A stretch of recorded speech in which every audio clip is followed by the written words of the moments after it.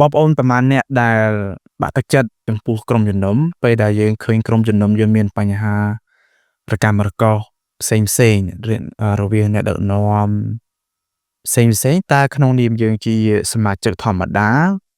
តើយើងត្រូវត្រៀមខ្លួនយ៉ាងដូចម្ដេចតើត្រូវប្រឈមមុខយ៉ាងដូចម្ដេច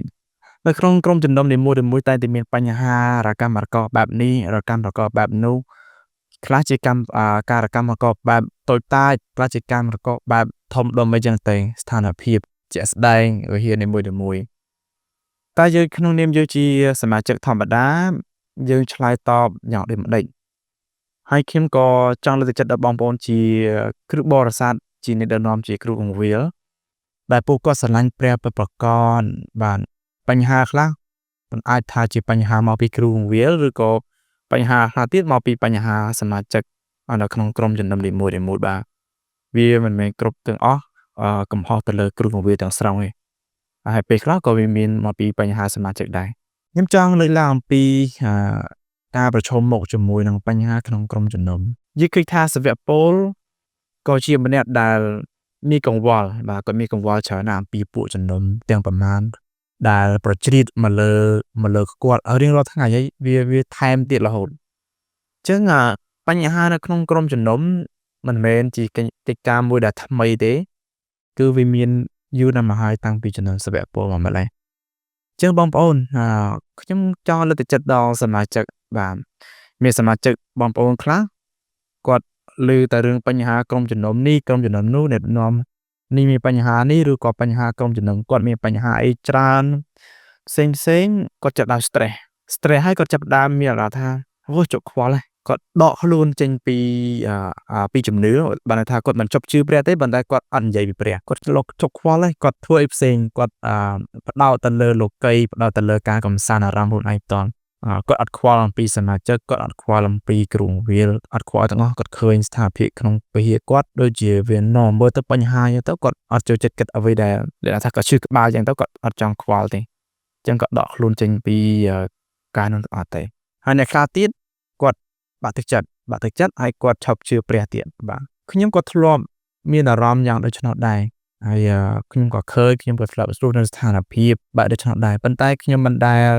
ខកចិត្តចំពោះព្រះយេស៊ូវទេខ្ញុំមិនដែលខកចិត្តចំពោះព្រះយេស៊ូវទេខ្ញុំមិនដែលដាក់ជំនឿរបស់ខ្ញុំទៅលើខ្ញុំមិនដែលដាក់សេចក្តីជំនឿរបស់ខ្ញុំខ្ពស់ទៅលើមនុស្សឬក៏ទៅលើនរណាម្នាក់ដែលខ្ញុំចាត់ទុកហើយខ្ញុំត្រូវតែធ្វើតាមគាត់ទាំងស្រុង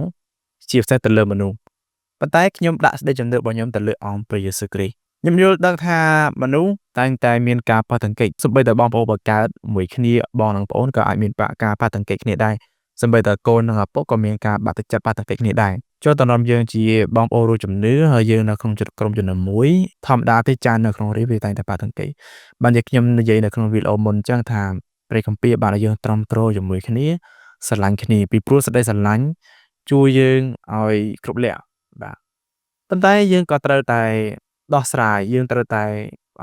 មើលពីអ្វីដែលកើតឡើងក្នុងក្រុមជំនុំរបស់យើងមិនអាចយកដូចខ្លួនហើយយើងអត់ខ្វល់ពីក្រុមជំនុំយើងលក្ខណៈថាមានការអាក្រក់ណាមួយឬក៏មានរឿងអាស្រ័យណាមួយយើងមិនអាច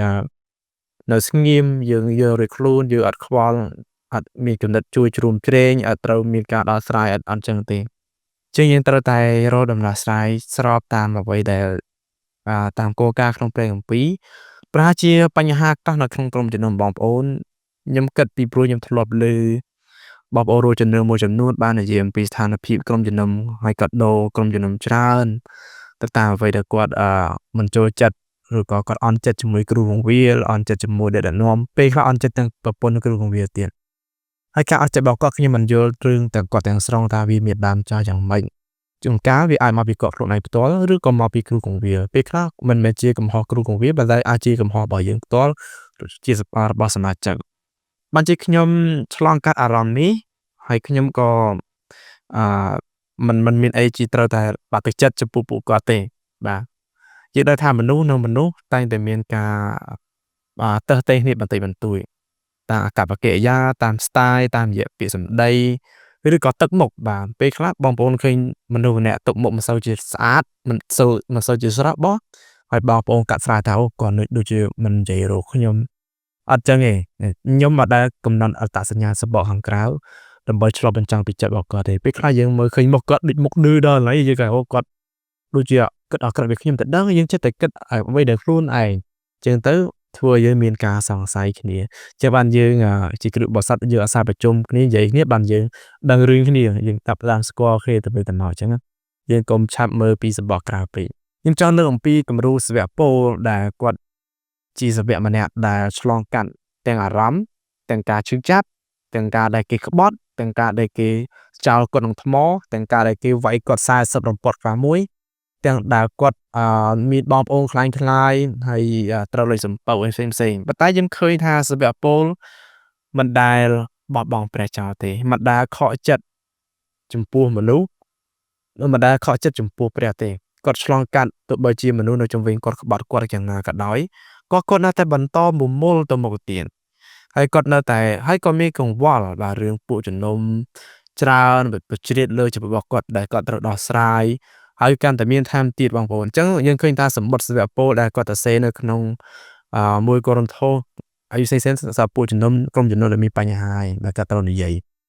អញ្ចឹងខ្ញុំសូមអាននៅអ្វីដែលសាវកពលបានឆ្លងកាត់ហើយខ្ញុំគិតថាជាអ្វីមួយដែល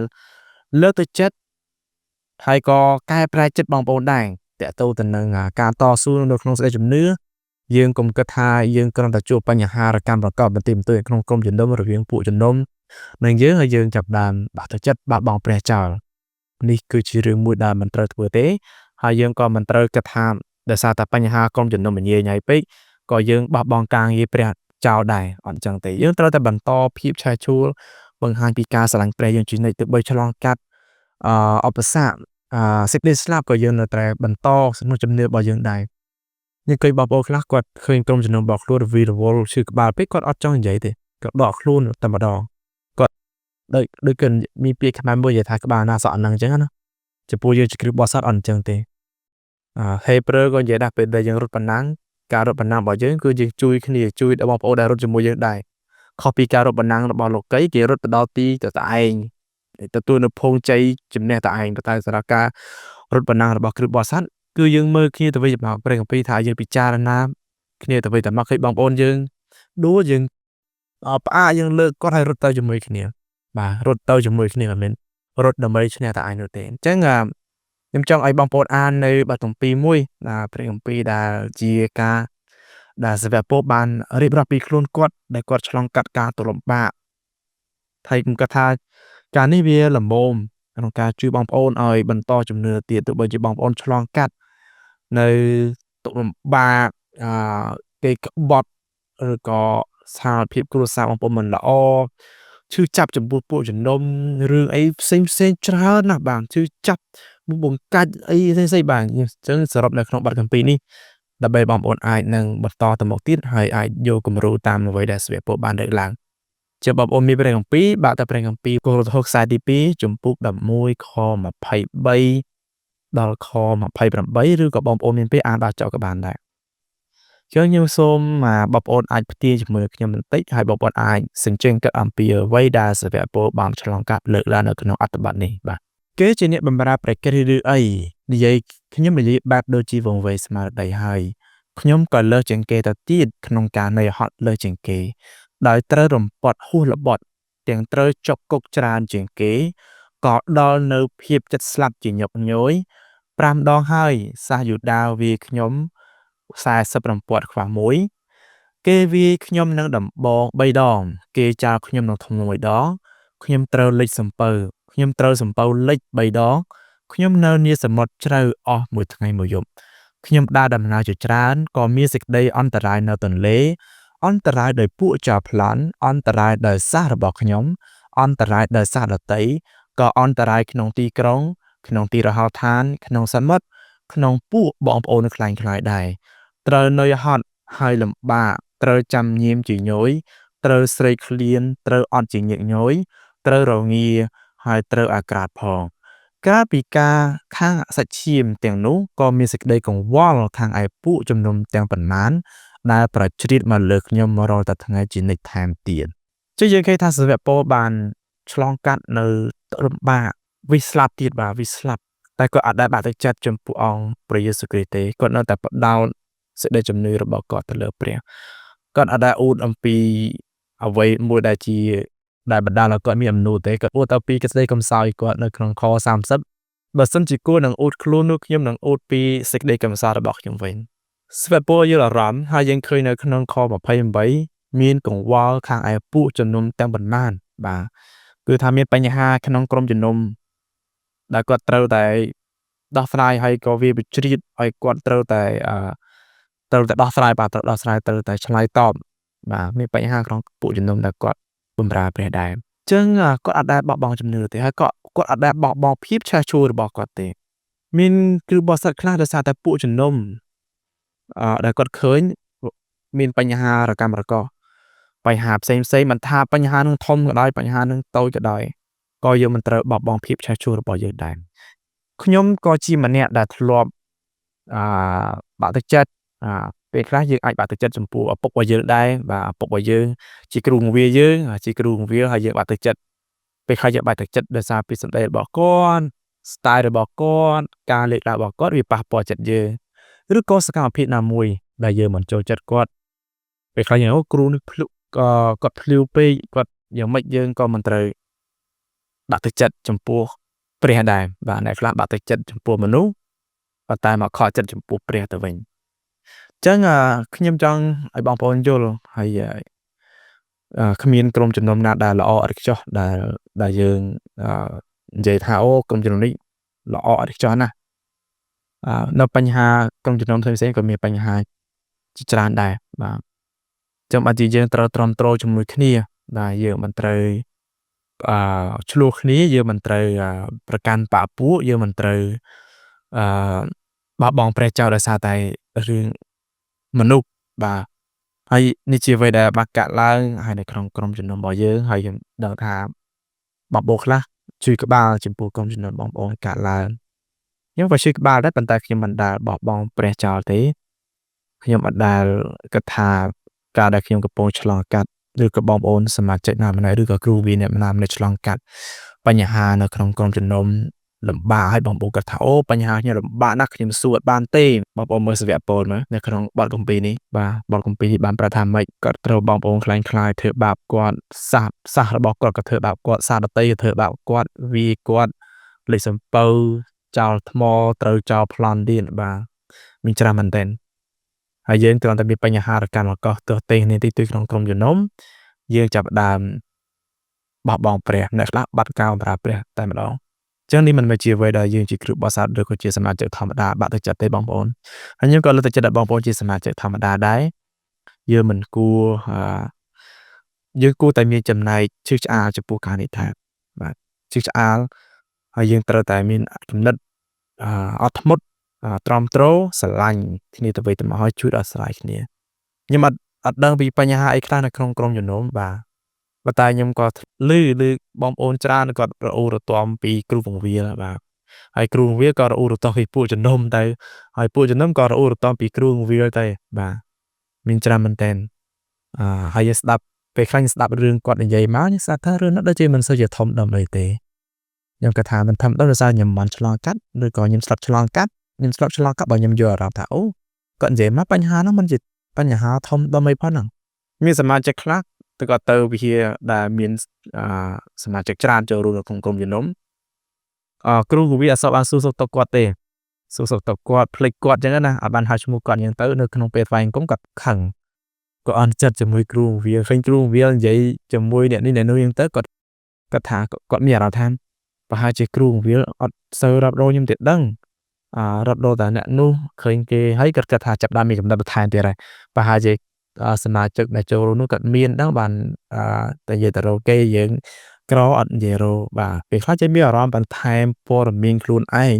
ហើយសង្ស័យចំពោះគ្រូវាទាំងតែគ្រូវាពេលខ្លះគាត់អត់បានមានចេតនាអញ្ចឹងទេអញ្ចឹងបានជាសម្រាប់ខ្ញុំអត់ដែលមើលមនុស្សតែសបកក្រៅទេបានអ្នកខ្លះគេនិយាយថាកុំវិនិច្ឆ័យសភៅដែលគ្រាន់តែមើលគម្របសភៅយើងអត់ត្រូវវាតម្លៃតែគម្របសភៅដែរយើងត្រូវមើលសិនបាទអញ្ចឹងនេះជាអ្វីដែលខ្ញុំចង់លើកចិត្តបងប្អូនថាកុំឲ្យបាក់ទឹកចិត្តបាទឆ្លងកាត់យ៉ាងណាក៏ដោយឈឺចិត្តយ៉ាងណាក៏ដោយចិត្តស្លាប់យ៉ាងណាក៏ដោយក៏មិនត្រូវបោះបង់ព្រះចោលដែរហើយក៏មិនត្រូវបោះបង់ភាពឆេះឆួលចំពោះព្រះអង្គដែរ ខ្ញុំក៏ត្រូវគេជេរដែរបងប្អូនខ្ញុំក៏ធ្លាប់ត្រូវគេជេរដែរជេរអាឆ្កួតជេរអាឡប់ជេរអីផ្សេងៗបាទដោយសារពានាមព្រះតែខ្ញុំអត់ដែលបាក់ទឹកចិត្តឬក៏រាប់ថាខ្ញុំត្រូវតែឈប់បម្រើព្រះហើយដើម្បីកុំឲ្យគេជេរខ្ញុំបាទទោះបីជាកុំឲ្យរងទុក្ខបាទកុំឲ្យរងទុក្ខគេពិតទោះបីជាខ្ញុំគិតថាព្រះយេស៊ូវសន្យាជាមួយយើងហើយការដើរជាមួយនឹងព្រះអង្គមិនមែនជាការដែលយើងសំណុកស្រួលគងតាក់ខ្លានៅក្នុងប្រសិនជារហូតទេត្រូវគេជេរប្រមាថបៀតបៀនមិនថាផ្លូវអារម្មណ៍មិនថាតាមរយៈពាក្យសម្ដីមិនថាតាមរយៈស្ដែងបាទដូចសមាជិកពលគេចោលថ្មស្តេផានគេកូនថ្មសម្រាប់ចោលយ៉ាងណាក៏ដោយក៏យើងត្រូវតែស្មើព្រះគ្រីស្ទដូចជាអ្វីដែលខ្ញុំជឿលើកឡើងដល់បងប្អូនហើយខ្ញុំក៏សោកស្ដាយដែរចំពោះគឺបើសាខ្លះក៏ខឹងគ្រូបង្រៀនពេកឬក៏គ្រូបង្រៀនខឹងសមាជិកពេកឈប់បម្រើព្រះបាទអញ្ចឹងនេះជារឿងមួយដែលសោកស្ដាយគេឃើញថាសាវកពលឆ្លងកាត់ច្រើនណាស់គាត់អត់ដែលបោះបង់គាត់អត់ដែលអឺទុកពួកជំនុំចោលអូឈប់ខ្វល់ហើយធ្វើអីទៅខ្ញុំតឯងអត់ទេសាវកពលនៅតែស្រឡាញ់អត់ធ្មត់